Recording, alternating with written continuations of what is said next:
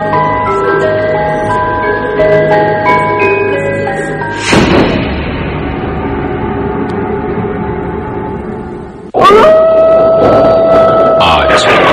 নির্মলেন্দু গৌতমের লেখা গল্প অবলম্বনে নির্জন ফরেস্ট বাংলো।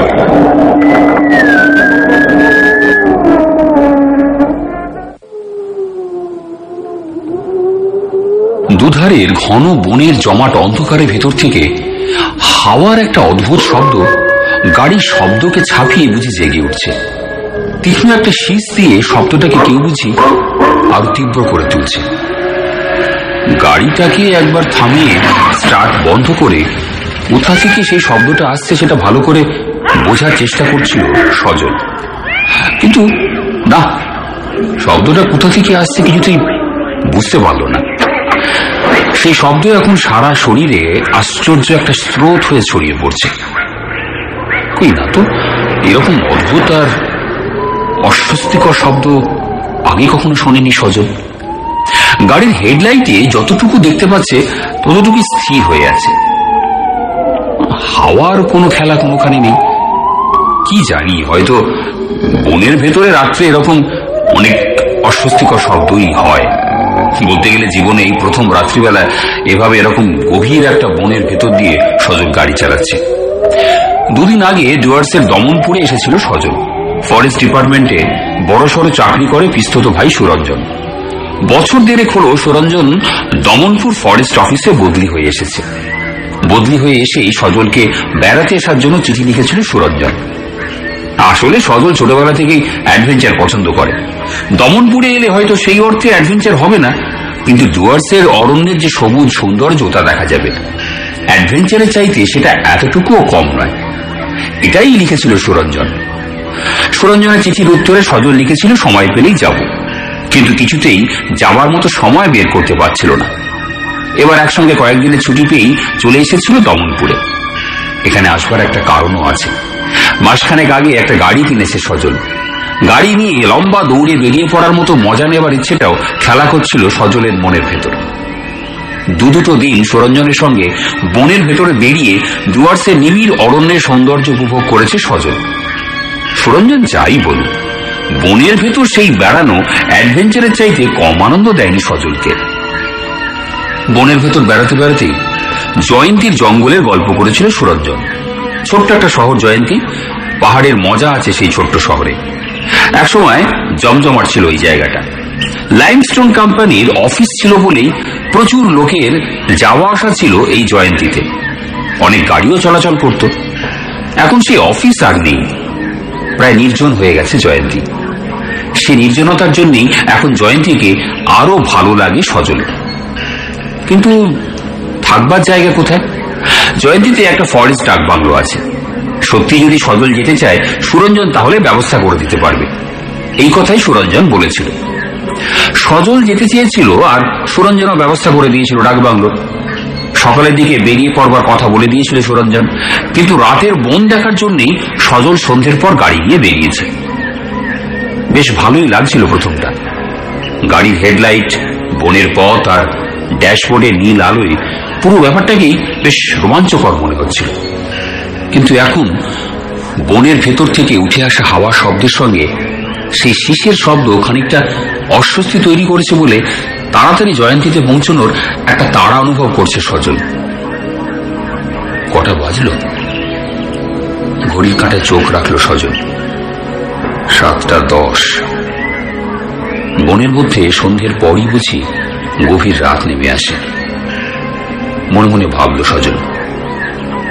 গাড়িটা থামিয়ে সব আলো নিভিয়ে দিয়ে একটু সময় বনের এই অন্ধকারটুকু উপভোগ করতে ইচ্ছে হচ্ছিল সজলের, কিন্তু এখন সেই ইচ্ছেটাকে সে মনের ভেতরই রেখে দিল।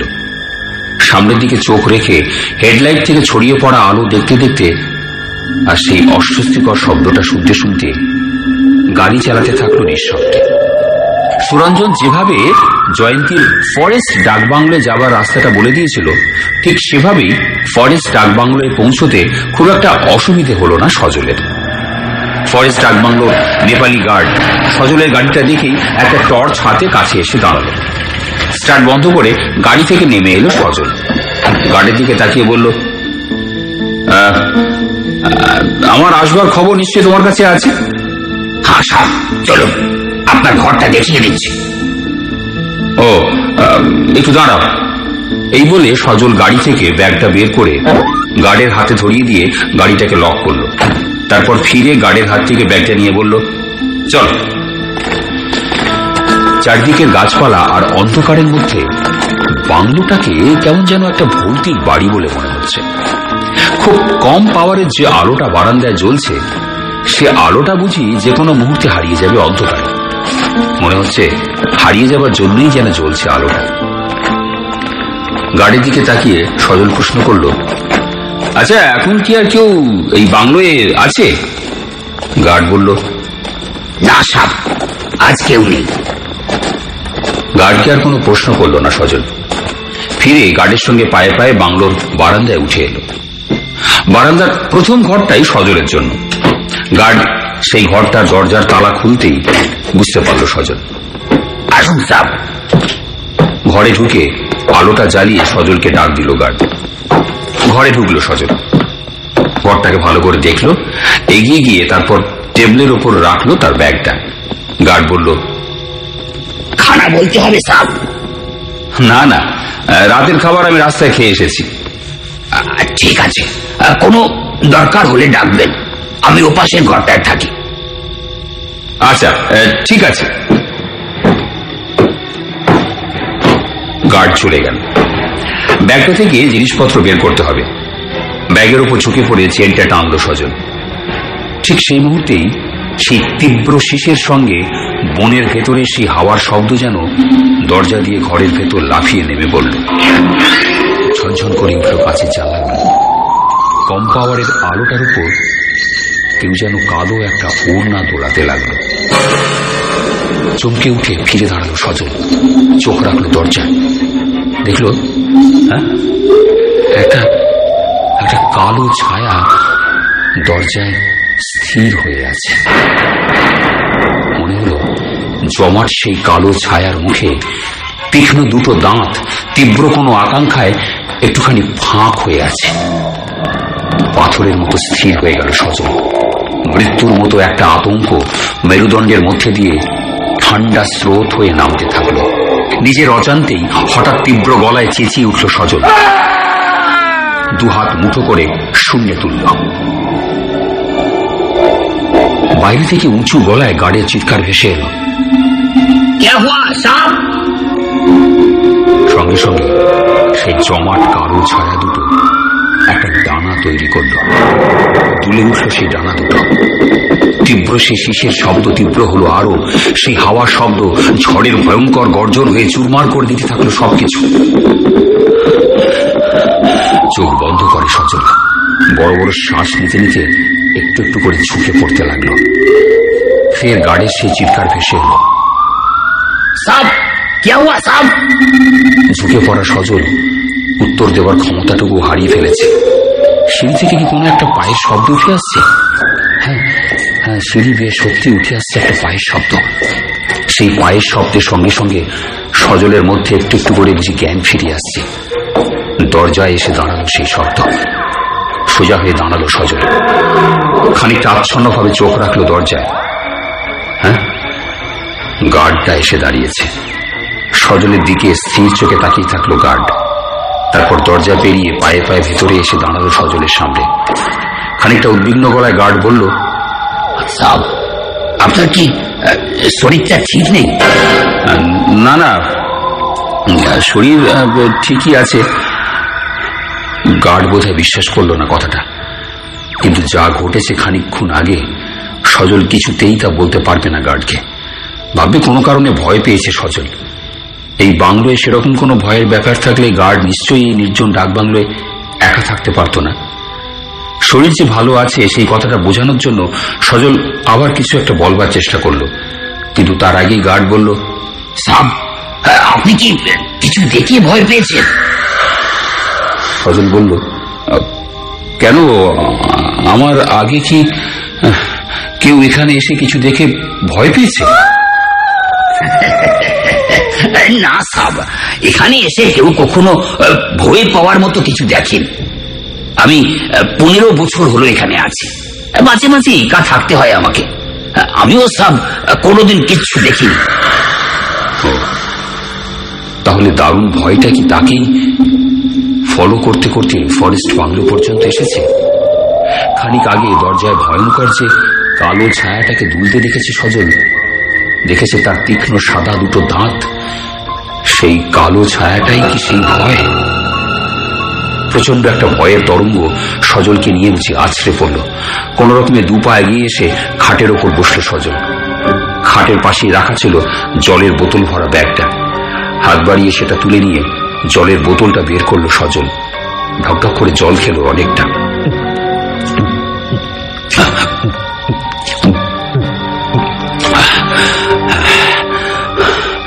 স্থির চোখে সজলের জল খাওয়াটা দেখলো গার্ড। তারপর হঠাৎ সজলের দিকে ঝুঁকে পড়ে বলল, সাব, একটা কথা বলবো। সজল জলের বোতলটা ব্যাগে ভরিয়ে রাখতে রাখতে বলল, হ্যাঁ বলো। আমি যতক্ষণ আছি ততক্ষণ আপনার ভয় পাওয়ার কিছু নেই। সজল যে ভয় পেয়েছে গার্ড সেটা ঠিক ধরতে পেরেছে। এবার হঠাৎই গার্ড টান টান হয়ে সোজা হয়ে দাঁড়ালো, হাত বাড়ালো সজলের দিকে, বলল, জলের বোতলটা আমায় দিন সাব, জল ভরিয়ে এনে দিচ্ছি। সত্যি ওয়াটার বটলে জল ভরে আনা দরকার। যতটা জল আছে বোতলে সারাটা রাত তাতে চলবে না। ব্যাগ থেকে বটলটা বের করে গার্ডের হাতে ধরিয়ে দিল সজল। বোতলটা হাতে নিয়ে তীক্ষ্ণ চোখে সজলকে আরেকবার দেখে নিয়ে ঘর থেকে বেরিয়ে গেল গার্ড। ভয়ে ভয়ে দরজার দিকে আবার চোখ রাখলো সজল। ভেতরে ভেতরে অসহায় একটা অস্থিরতা বুঝি বিপন্ন করলো সজলকে। এরকম একটা ভয় যে তাকে তাড়া করে ফিরবে সজল তা ভাবতেই পারছে না। আচ্ছা, সজল যদি এখান থেকে বেরিয়ে পড়ে এক্ষুনি, কিন্তু বেরিয়ে পড়ার মতো সাহস সেই মুহূর্তে তার মধ্যে নেই। অচেনা বন পাহাড়ের পথ, অন্ধকারে ডুবে আছে চারদিক।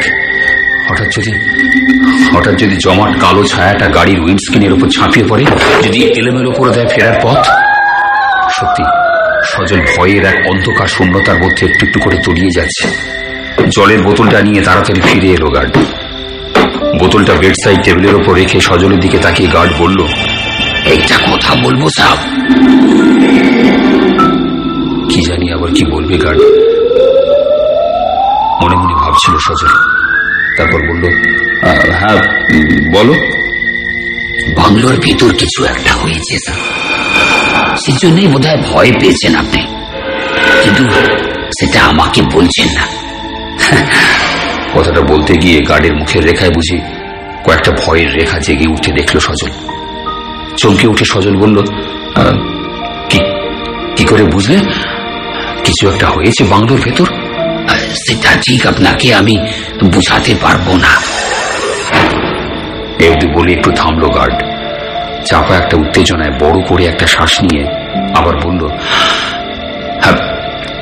কিছু ভাববেন না সাব, বন্দুক নিয়ে সারা রাত আমি পাহারা দেব। কথাটা শেষ করে আর দাঁড়ালো না গার্ড। আচ্ছা, আমি আবার চলি সাব, গুড নাইট বলে প্রায় ছুটেই বেরিয়ে গেল ঘর থেকে। আর এক মুহূর্ত দেরি করলো না সজল। খাট থেকে উঠে গিয়ে দরজাটা বন্ধ করে দিল। কিছুটা সময় দাঁড়িয়ে রইল সেখানে। তারপর পায়ে পায়ে এসে খাটের ওপর বসে হাত ঘড়িটা চোখের সামনে তুলে ধরল। মাত্র 8:30।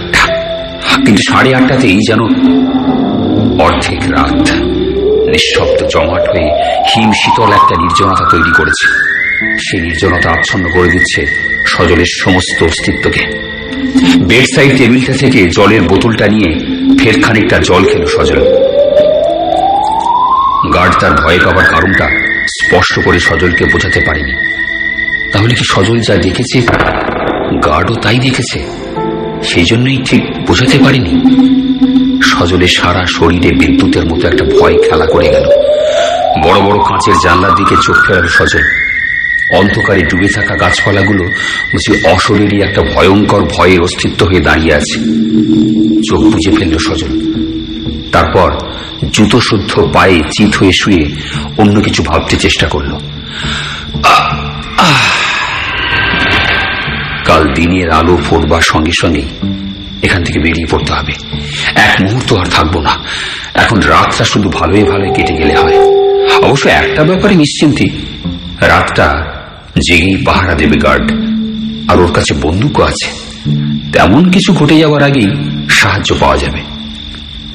এসব ভাবতে ভাবতে কখন যে ঘুমিয়ে পড়ল সজল নিজেও টের পেল না। হঠাৎ প্রবল একটা কিসের শব্দে লাফিয়ে উঠে বসল সজল। নিজের অজান্তেই দু হাত মুঠো করে নিজেকেই বুঝে আঁকড়ে ধরতে চেষ্টা করলো। স্পষ্টই বুঝতে পারল বাংলোটার চারদিকে কিছু একটা উড়িয়ে বেড়াচ্ছে। ডানার শব্দে ছড়িয়ে পড়ছে ঝোড়ো হাওয়ার শব্দ। সজল একটা আতঙ্কে কাঁচের জানলার দিকে চোখ রেখে সেই শব্দটাকে বোঝার চেষ্টা করছে। ঠিক সেই মুহূর্তে কালো একটা জমার ছায়া বিশাল ডানা মেলে আছড়ে পড়ল জানলার কাচের ওপর। ঝনঝন করে ভেঙে পড়ল জানলার কিছু কাঁচ। সেই ভাঙা কাঁচের ভেতর দিয়ে তীক্ষ্ণ সাদা দুটো দাঁত বেরিয়ে এলো। কি তীব্র, কি দারুণ ভয়ঙ্কর সেই দুটো সাদা ধারালো দাঁত। সজলের সমস্ত শরীর শব্দহীন, বোধহীন, গভীর এক শূন্যতার ভেতর ডুবে যেতে থাকলো একটু একটু করে। হয়তো দাঁত দুটো ক্রমশ এগিয়ে আসছে আমার দিকে। আর দারুণ দারুণ কোন এক তৃষ্ণায় যেন অধীর হয়ে উঠছে দাঁত দুটো। চিৎকার করে সজল গার্ডকে ডাকতে চাইল, কিন্তু গলা দিয়ে কোনো শব্দ বেরোলো না। লাফ দিয়ে নামতে চাইল খাট থেকে, কিছুতেই নামতে পারল না। হঠাৎ একটা গুলির শব্দ রাতের অন্তহীন নৈশব্দকে খান খান করে ভেঙে দিল। নিজের অজান্তেই লাফিয়ে উঠল সজল। জানলার দিকে তাকিয়ে দেখল কাচের ওপরে সেই জমাট অন্ধকার তার ডানা দুটো ঝাপটে শূন্যে উঠল মুহূর্তের জন্য। তীব্র সেই শীষের শব্দ তীব্রতর হলো। ফের ঝোড়ো হাওয়ার শব্দ ভয়ঙ্কর ভাবে বাংলোর উপর ছাপিয়ে পড়ল। না, আর কিছুতেই সহ্য করতে পারছে না সজল। নিজের অজান্তে দু চোখ বুজে ফেলল। নিশ্চয়ই সেই কালো অন্ধকারকে ওপর থেকে নেমে আসতে দেখেছে গার্ড। দেখেছে জানলার উপর ঝাঁপিয়ে পড়তে। গুলিও ছুঁড়েছে জানলার উপর ঝাঁপিয়ে পড়বার পরই সেই গুলির শব্দ শুনতে পেয়েছে সজল। কিন্তু কি হবে শেষ পর্যন্ত? অদ্ভুত একটা শব্দ বেরিয়ে এলো সজলের বুকের ভেতর।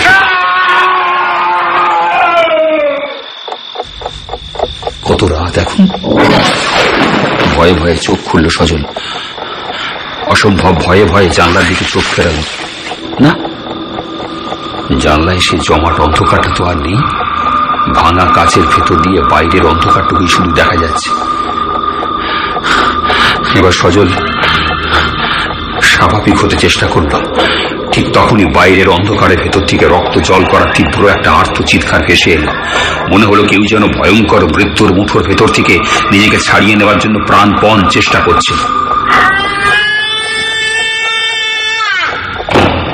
জীবনে এরকম চিৎকার কখনো শোনেনি সজল। ঝুঁকে পড়ে দু হাতে কান দুটো চেপে ধরল, কিন্তু সে ভয়ঙ্কর চিৎকার থেকে মুক্তি পেল না। দারুণ রকমের একটা দুঃস্বপ্নের ভেতর ক্রমশ ডুবে যেতে থাকলো।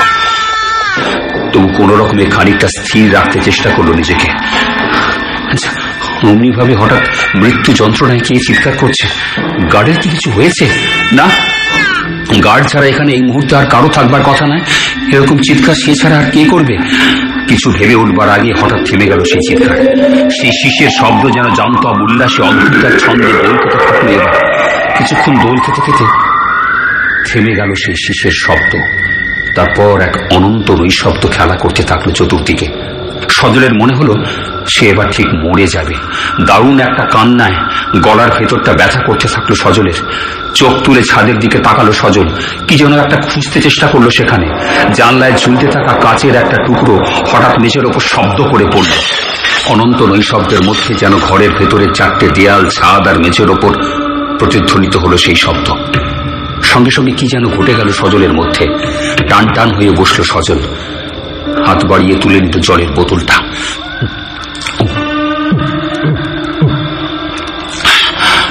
ঢকঢক করে বেশ খানিকটা জল খেল। বাকি জলটুকু ঢেলে দিল মাথায়। হ্যাঁ, একটু একটু করে নিজেকে কি ফিরে পাচ্ছে সজল? হ্যাঁ, একটু একটু করে সত্যি সজল নিজেকে ফিরে পাচ্ছে। নিজের অজান্তেই সজল চোখের সামনে হাতটা তুলে চোখ রাখলো ঘড়ির ওপর। 2:20। সজল এবার একটু সরিয়ে এসে খাট থেকে নেমে দাঁড়ালো। অনেকদিন অসুখে ভুগে উঠলে যেমন মনে হয়, তার ঠিক তেমনই মনে হচ্ছে এখন। গার্ডের খবরটা একবার নেওয়া উচিত। হঠাৎই কথাটা মনে হলো সজলের। দরজার দিকে তাকালো সে একবার, বড় করে শ্বাস নিল একটা, তারপর পায়ে পায়ে এসে দাঁড়ালো দরজার সামনে। উত্তেজনায় তোলপাড় হচ্ছে বুকের ভেতরটা, তবু নিজেই নিজেকে অতিক্রম করলো সজল। হাত বাড়িয়ে দরজাটা খুলল। সঙ্গে সঙ্গে একারাশ এলোমেলো ঝোড়ো হাওয়া বুঝে ঝাঁপিয়ে পড়ল সজলের শরীরে। শিউরে উঠল সজল। স্থিরভাবে দরজায় দাঁড়িয়ে চোখ রাখল বাইরে। নির্জনতা যেন ভয়ঙ্কর ভাবে তরঙ্গিত হচ্ছে চারদিকে। এভাবে যে ভয়ঙ্কর হয়ে উঠতে পারে নির্জনতা, তা কোনোদিন সজল ভাবতেও পারেনি। বারান্দার মৃদু আলোটুকু রাতের হালকা কুয়াশায় ডুবে আছে।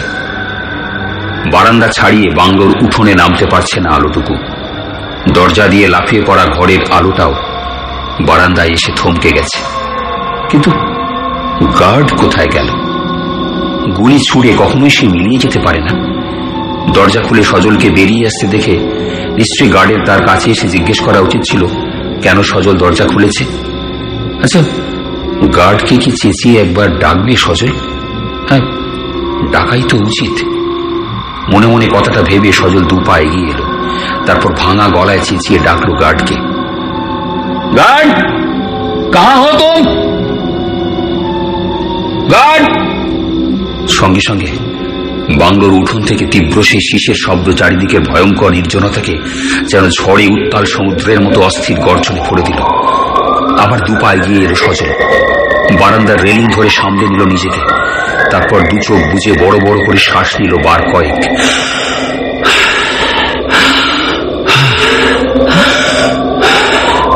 কয়েক মুহূর্ত সেইভাবে দাঁড়িয়ে থেকে আস্তে আস্তে চোখ খুলল সজল। রেলিং এর ওপর আরো খানিকটা ঝুঁকে পড়ে অন্ধকারের ভেতরই চোখ রাখলো কিছুটা বুঝবার জন্য। সঙ্গে সঙ্গে নিঃশ্বাস বন্ধ হয়ে এলো সজলের। সে জমাট অন্ধকারটা উঠোনের ওপর কি যেন একটা জিনিসকে তার দুটো ডানায় শক্ত করে চেপে ধরে আছে। ধীরে ধীরে দুলছে তার ডানা দুটো। অলৌকিক একটা ছন্দে যেন দোলাচ্ছে উঠোনের পুরো অন্ধকারটাকে। আরেকবার ভাঙা গলায় গার্ডকে ডাকলো সজল। গার্ড! না, কোনো উত্তর এলো না। খানিকটা সময় কিভাবে যেন গড়িয়ে গেল। হঠাৎ সজল দেখল সেই ডানা দুটো আরো জোরে দুলতে দুলতে ভেসে উঠল আস্তে আস্তে। চারদিকে সমস্ত অন্ধকার যেন ভর করেছে সেই ডানায়। হাওয়া যেন সেই ডানার সঙ্গী হল। গাছপালার ভেতর অসংখ্য পাখি ডেকে উঠল একসঙ্গে। ডানা দুটো উঠতে উঠতে দুবার বাংলোটাকে ঘুরল। তারপর হঠাৎই তীব্র বেগে উত্তরের পাহাড়ি জঙ্গলের কুয়াশায় হারিয়ে গেল। সঙ্গে সঙ্গে চারদিক পাল্টে গেল আশ্চর্যভাবে। কুয়াশায় ঢেকে থাকা রাত্রিটা ভয়হীন একটা অনুভবে ভরে দিল সজলকে। এবার বাংলোর উঠোনের দিকে চোখ রাখল সজল। সেখানে অন্ধকারে চিত হয়ে কে শুয়ে আছে?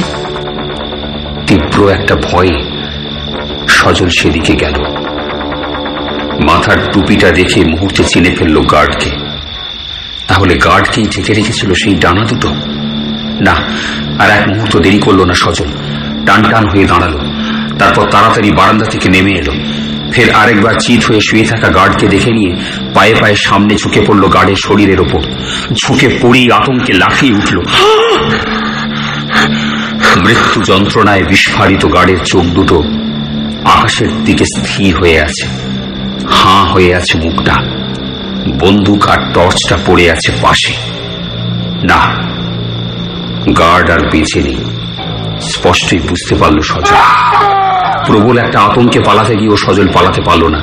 কোন রকমে পাশে পড়ে থাকা গার্ডের টর্চটা তুলে গার্ডের মুখের ওপর আলো ফেলল। চমকে উঠল সঙ্গে সঙ্গে। গার্ডের গলার দুদিকে গভীর দুটো ক্ষত। রক্তের দাগ লেগে আছে সেই ক্ষত দুটোয়। মুহূর্তে সেদিক থেকে চোখ সরিয়ে নিল সজল। তাহলে ডানাওয়ালা জমাট অন্ধকারের মতো যেটা এতক্ষণ ধরে ভয়ঙ্কর শীষের শব্দ বাজিয়ে সজলের পেছনে ছুটে বেড়াচ্ছিল, সেটা একটা ভ্যাম্পায়ার, রক্তচোষা বাদুড়। শেষ পর্যন্ত গার্ডের গলায় নিষ্ঠুর দাঁত বসিয়ে সে তার তৃষ্ণা মিটিয়েছে। অথচ আশ্চর্য, বনের মধ্যে ঢোকার পর থেকেই তো সে অনুসরণ করে এসেছিল সজলকে। তাহলে কি জানলায় জমাট অন্ধকারটাকে ঝাঁপিয়ে পড়তে দেখে গুলি ছুটতেই রাগে সজলকে ছেড়ে গার্ডের ওপরই ঝাঁপিয়ে পড়েছিল সে রক্তচোষা বাদুড়টা? সজলের বদলে গার্ডের রক্তেই সে কি তার পেশা মিটিয়েছে? ভেতরে ভেতরে দারুণ একটা ভয়ে শিউরে উঠল সজল। না, নিজেকে বুঝিয়া ধরে রাখতে পারছে না। ফের একবার গার্ডের গলায় সেই ক্ষত দুটোর দিকে তাকালো আতঙ্কে আর যন্ত্রণায় বিস্ফারিত হওয়া গার্ডের মুখের দিকে। কখন যে অবশ হয়ে যাওয়া হাত থেকে জ্বলন্ত টর্চটা খসে পড়ল তাও টের পেল না সজল। অন্ধকারে ডুবে থাকা নির্জন ফরেস্ট বাংলোর উঠোনে আকাশের দিকে তাকিয়ে নিঃশব্দে একটা রোদে ভরা সকালের জন্য অসহায়ভাবে অপেক্ষা করতে লাগল সজল।